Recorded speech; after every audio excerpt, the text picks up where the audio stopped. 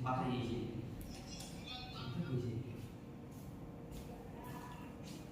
Terus kamu orang berjalan. Salam dulu ada. Jika lucuan pernah Assalamualaikum warahmatullahi wabarakatuh. Petualangan mencari batu petak. Suatu hari, sebuah keluarga kecil tinggal dalam hutan. Keluarga itu terdiri dari sebuah ayah dan dua anak-anaknya yang masih umur balita. Sang ayah sangat suka bercerita tentang batu peta yang dulunya pernah dituliskan oleh istrinya dan disembunyikan di dalam hutan. Batu peta tersebut memiliki cerita menarik, apalagi petanya mengandung informasi tempat sang ibu disemayamkan sekaligus tulisan emas. Sang ayah berharap suatu hari nanti kedua anaknya dapat menemukan sendiri informasi itu tanpa diberitahu. Cerita tentang batu peta sudah sangat sering diceritakan oleh sang ayah sampai membuat kedua anak laki-laki itu penasaran.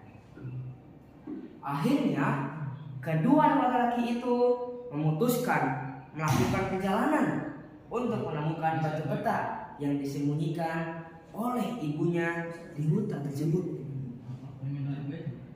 Perjalanan yang tak mudah, kedua anak tersebut harus berjalan menuju berbagai arah karena tidak ada petunjuk awal tentang lokasi batu peta. Perjalanan terus dilakukan sampai bekal makanan dan minum mereka habis. Perjalanan mereka akhirnya membuahkan hasil. Mereka menemukan batu peta yang menunjukkan informasi keberadaan makam ibunya dan tulisan emas. Cukup. Terima kasih. Assalamualaikum warahmatullahi wabarakatuh.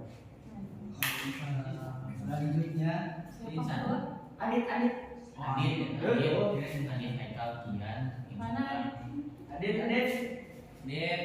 Saya minjem berapa sama Adit? Maaf. 3 dulu yang ketiga siapa? Haikal dulu Haikal ketiga. Ketiga siapa? Jadi aku minum. Jangan sini. Kau sibuk.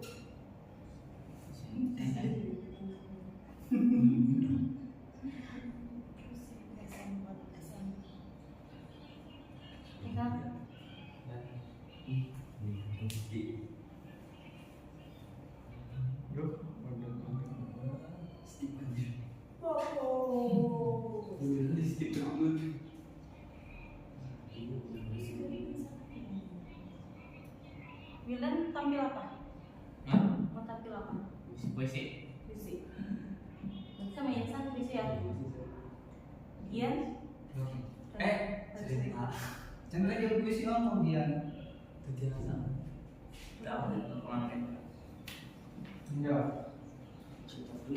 Langsung assalamualaikum. Maksudnya nggak bisa assalamualaikum langsung cerita toh kayak Sultan dulu. Bebas. Assalamualaikum warahmatullahi wabarakatuh. Pada kesempatan kali ini saya akan menceritakan sebuah kisah yang berada di daerah Jawa Barat Ciamis yang berjudul Warung Misterius. Saat aku dan keluargaku berkunjung ke rumah nenek yang ada di Ciamis, Jawa Barat, kebetulan di hari itu kami berangkat dari Jakarta pukul 12 siang dan sampai Kabupaten Ciamis menjelang maghrib karena sering berhenti di perjalanan. Yeay, 30 menit lagi kami akan sampai ke rumah nenek. Tunggu bentar, nak. Ayah ingin pergi ke WC dulu. Namun ayah ingin pergi ke WC, Dan di kampung itu kami berhenti di sebuah warung remang-remang di pinggir jalan. Sang pemilik warung memiliki tatapan yang dingin. Kami menumpang di WC-nya dan ia hanya mengangguk, tak mengatakan apapun, tak mengatakan sepatah kata pun. Setelah ayah membuang hajatnya, aku dan ibuku membeli beberapa cemilan di warung itu seperti kue, roti, serta 2 botol minuman. Setelah selesai, lalu kami membayar dan mengambil uang kembalian. Dan sampailah di rumah nenek. Udah ikal. Tadi kan juga. Karena sampai rumah nenek sudah larut malam, jadi kami langsung tidur saja. Dan keesokan harinya, aku bercerita kepada nenek yang ayah menumpang WC di warung pada pantai jalan menuju nenek. Ya, cukup. Masih banyak. Lanjut. Ada. Gimana sih? Bismillah. Bismillahirrahmanirrahim. Perkenalan kan? Ini nama saya Deskian.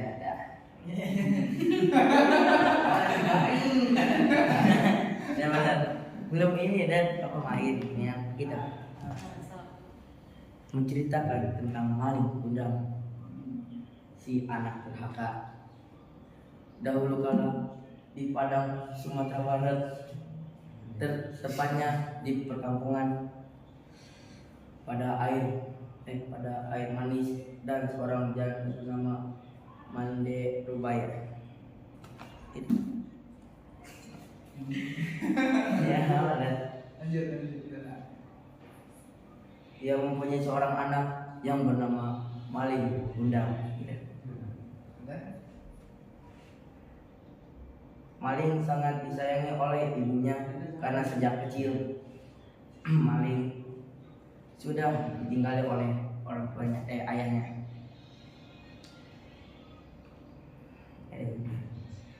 Maling dan ibunya tinggal di perkampungan nelayan. Ibunya sudah tua, ia hanya bekerja sebagai penjual kue. Ya.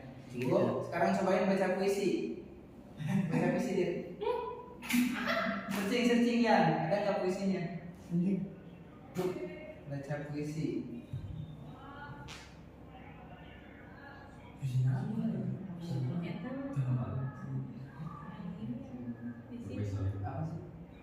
Sajak Raja Wali.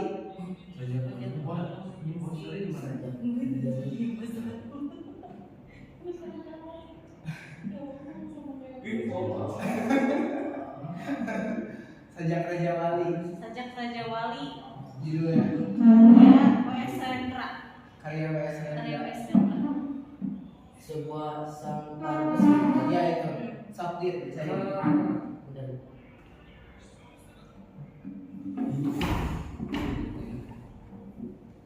Bisa. Bismillahirrahmanirrahim. Assalamualaikum warahmatullahi wabarakatuh. Kenal lagi sih kan? Kayak biasanya kalau maju kenalan. Langsung kayak Langsung aja. Langsung aja. judul sama karya. Judul Sajak Raja Wali karya W.S. Rendra. Sebuah sangkar besi tidak bisa mengubah Raja Wali menjadi seekor burung nuri. Raja Wali adalah pacar langit. Dan di dalam sangkar besi, Raja Wali merasa pasti bahwa langit akan selalu menanti.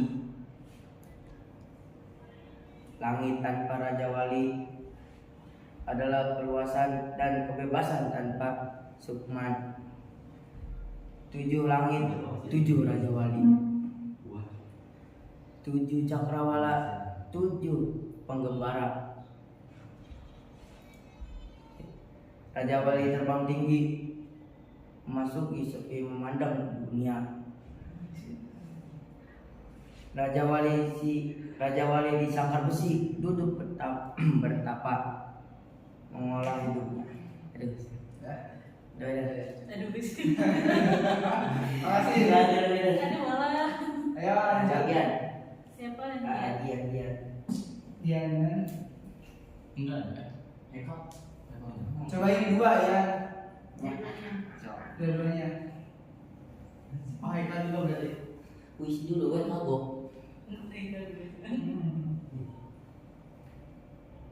Raja Wali atau tak ada lagi? Karya Elsa. Jangan dulu. Assalamualaikum warahmatullahi wabarakatuh. Waalaikumsalam. Saya Kian dan saya akan bercerita tentang Sang Kuda. Dahulu kala hiduplah seorang pangeran dari kayangan yang ingin menikah seorang gadis yang cantik dan indah bernama Daya Sumi. Sang pangeran pun menikah Daya Sumi. Meskipun sang pangeran akan berubah menjadi anjing ketika memiliki anak dengan manusia, karena orang dari kayangan tidak bisa hidup berdampingan bersama manusia. Benar saja, sang pangeran menjadi seekor anjing yang bernama Tuna setelah menikah dengan Daya Sumi dan melahirkan seorang anak laki-laki yang bernama Sang Kurya. Sang Kurya tumbuh menjadi cerdas dan tampan. Selain itu, ia juga suka berburu. Saat berburu, Sang Kurya tidak sengaja membunuh Tuma dan dia tidak memberitahu ibunya tentang Tuma. Nah, cukup ya. Puisi sekarang. Gimana ya anjing? Anjingnya mati. Puisi.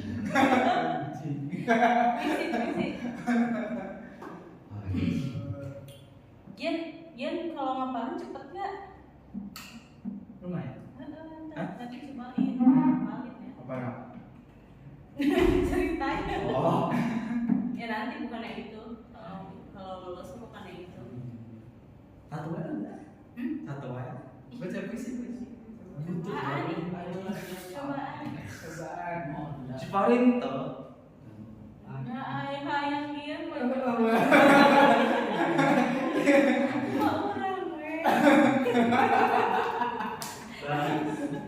Kayak si Paring kayak Paring. Haikal bakal Haikal.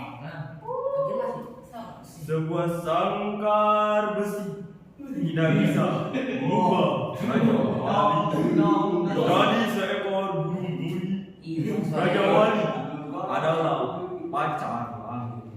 Dan di dalam sangkar besi, Raja Wali merasa pasti bahwa langit akan selalu menanti. Di rumah Ya. Oh iya kan, accepting kan. Cina. Puisi lah. Aku puisi. Adik sini dua. Hiburan nih cerita berarti. Assalamualaikum warahmatullahi wabarakatuh. Mata luka, sengkon kata, serupa Mas Kumambang. Pupuh mengantarkan bujangan hidup, kecapi dalam suara sunyi menyendiri.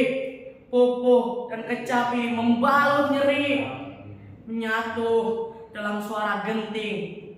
Terluka, melukai, luka-luka, menganga akibat ulah manusia. Terengah-engah dalam tabung dan selang. Aku seorang petani Bojong Sari, menghidupi mimpi dari padi yang ditanam sendiri. Kesederhanaan panutan hidup, dapat untung dan dilipat di tabung. 1974, tanah yang kucinta berumur 29 tahun. Waktu yang mudah bagi berdirinya sebuah negara. Lambang Garuda Dasarnya Pancasila Undang-Undang 45 merajut banyak peristiwa.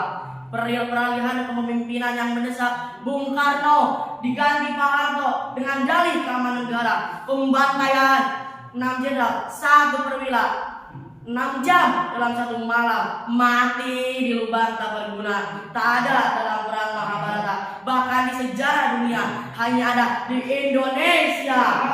Pemusnahan golongan kiri, PKI wajib mati. Pemimpin otoriter, repelita, rencana pembangunan 5 tahun bisa jadi rencana pembantaian 5 tahun. Di tahun-tahun berikutnya kudapati penembak misterius. Tak ada salah apalagi benar, tak ada hukum negara. Pembantaian di mana-mana, diburu sampai dor di mulut.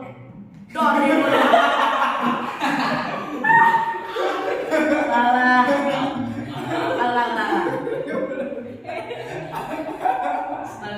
Lanjut. Dor di mulut, dor di kepala, ikat tali. Penguasa punya tahta yang tidak bisa diada-ada. Akulah Sengkon yang sakit, berusaha memegang setiap luka di dada, di punggung, di batu yang berlapis tuberkulosis. Sekian dari saya. Assalamualaikum. Bercerita. Bercerita. Aku. Iya, enggak. Aikal aja. Belum. Aikal puisi. Belum ya. Insan sok cobain itu cari. Cari teksnya. Cari buku tak.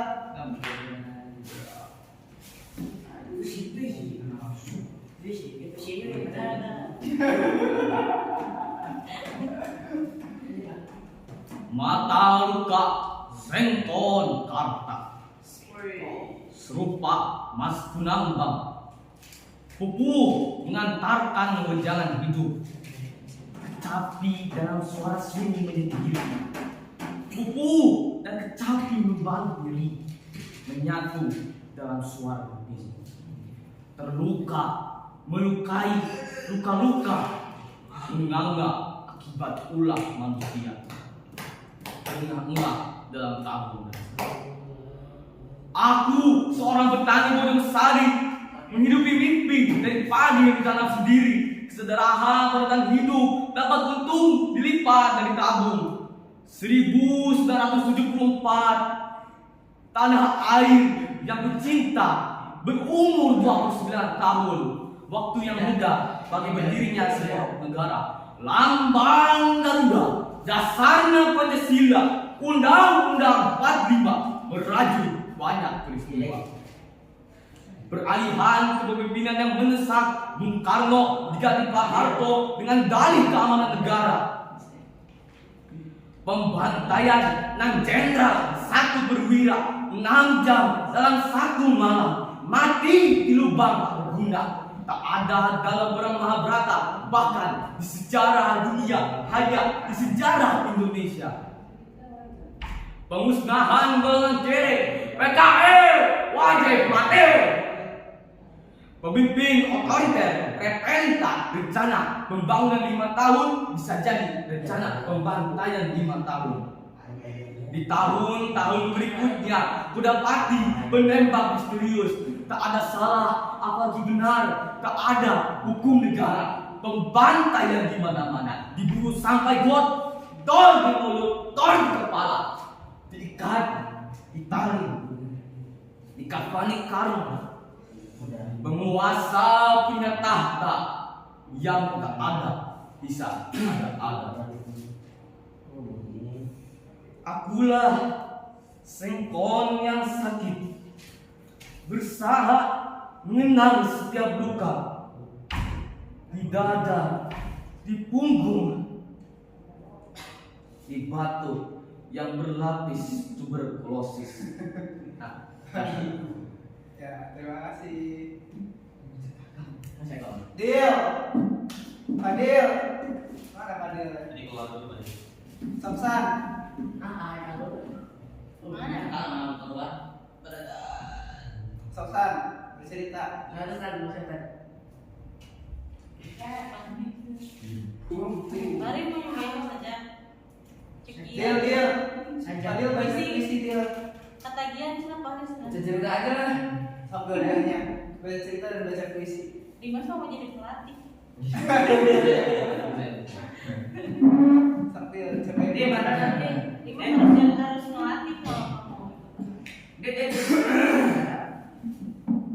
bercerita dan baca puisi.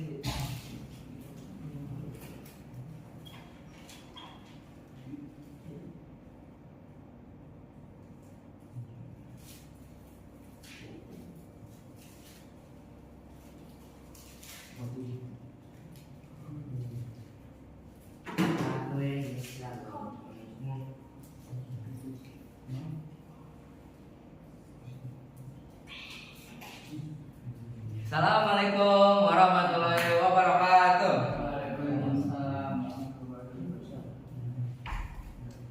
Alkisah, di pesisir pantai daerah Sumatera Barat, hiduplah seorang ibu bersama anak kesayangannya yang bernama Malin.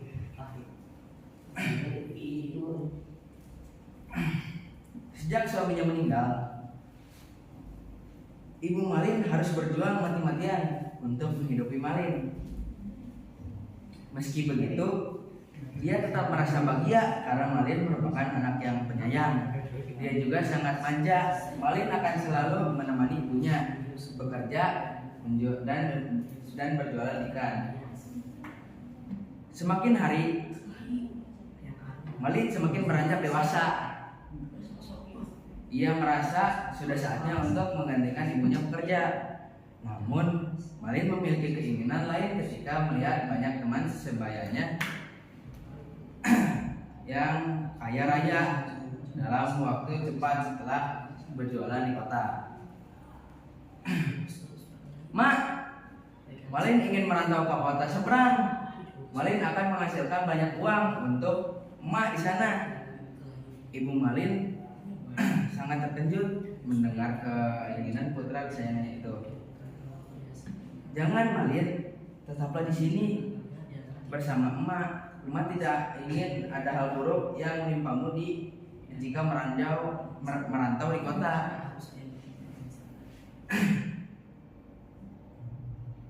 Malin berusaha meyakini ibunya bahwa ia akan baik-baik saja di kota. Dengan hati yang gelisah, ibu Malin melepas putranya yang hendak merantau. Hati-hati di sana ya nak. Jangan lupa untuk cepat pulang. Ibu Malin memeluk Malin dengan sangat erat. Dia melambai tangan di tepi pantai air. Lanjut ke puisi dia. Lanjut ke puisi. Puisinya. Adit bikin puisi sama bikin cerpen juga ya. Itu temanya sastra perekat kebinekaan. Bayang nggak? Jadi kayak sastra itu nyatuin segala perbedaan. Itu temanya. Untuk nulis cerpen sama nulis puisi.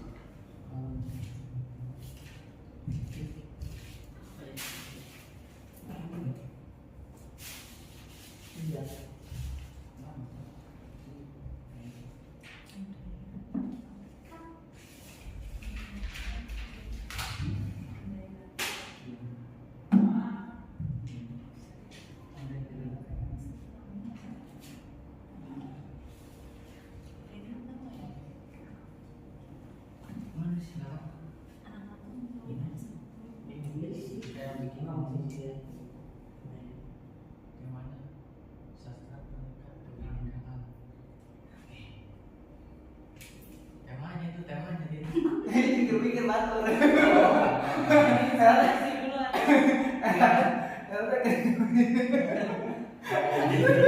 Aduh, maksudnya. Cobain Dit.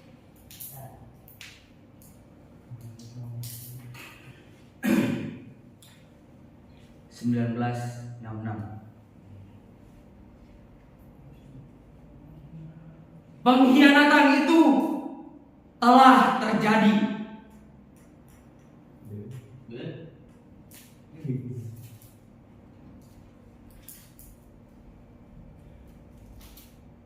Pengkhianatan itu terjadi pada tanggal 9 Maret. Ada manajer-manajer politik, ada despot yang lalim, ada ruang sidang di dalam istana, ada bulu balang serta senjata-senjata. Senjata imajiner telah dibidikan ke kepala mereka. Tapi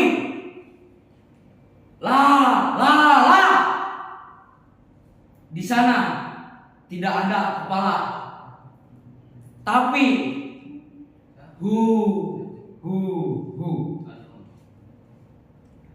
tak ada kepala di atas bahu. Ada terbolong ludah. Sipol kantor dagang, keranjang sampah, melayang. Ya udah. Lisan.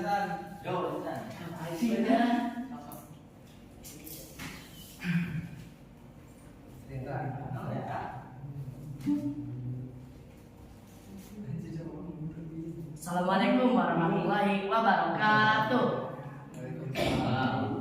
Kali ini saya akan bercerita mengenai asal usul Surabaya.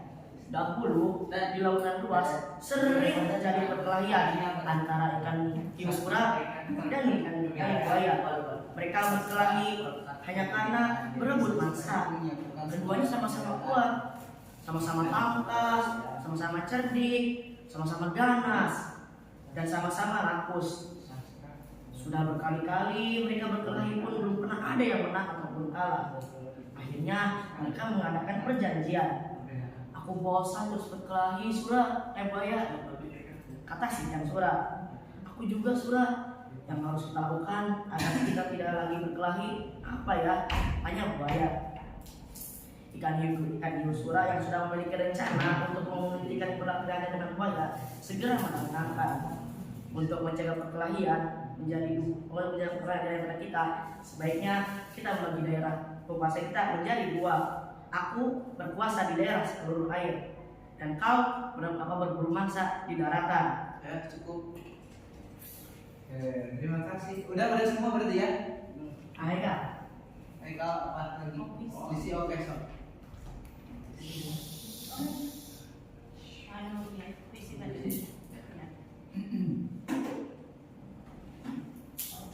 Promosi janji karya Fahri Muhammad Ahmad. Aduh lah, saya lihat tuh orang keganggu ya. Ulang ya saja. Promosi janji karya Fahri Muhammad Ahmad. Sebuah masa menentukan masa depan. Aku tak sanggup, tak bisa memilih. Banyak sekali perkataan-perkataan sia-sia menggunakan janji sebagai promosi. Aku sadar aku bukan orang berbeda, tapi aku tetaplah manusia yang punya perasaan.